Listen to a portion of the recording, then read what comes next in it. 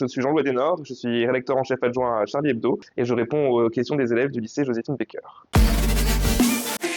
J'ai travaillé dans d'autres médias avant de travailler à Charlie Hebdo. Je me suis intéressé aux questions de religion, de laïcité. J'ai travaillé un peu sur les dérives sectaires et on m'a proposé de rejoindre la rédaction de Charlie. J'ai eu envie de contribuer à ce que Charlie apporte, c'est-à-dire une voix iconoclaste, une voix dissonante qui mêle l'information, l'humour, l'impertinence.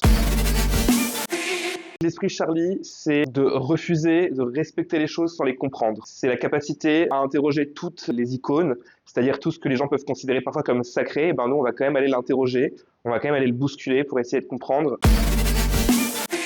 Contrairement à ce que beaucoup de gens pensent, les limites que Charlie s'impose, c'est tout simplement le droit. Certains pensent qu'à Charlie, on peut tout dire, c'est pas vrai. On respecte le droit, on respecte la loi à Charlie Hebdo.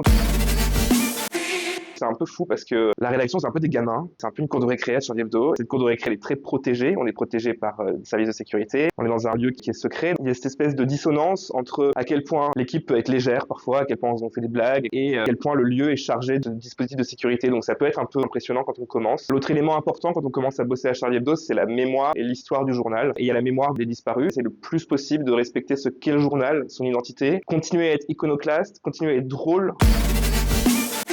Accrochez-vous. Je pense que les jeunes qui veulent aller à Charlie, il faut déjà qu'ils se demandent s'ils ont envie d'être journalistes, se demander s'ils veulent travailler dans la presse. Pas viser une rédaction en particulier.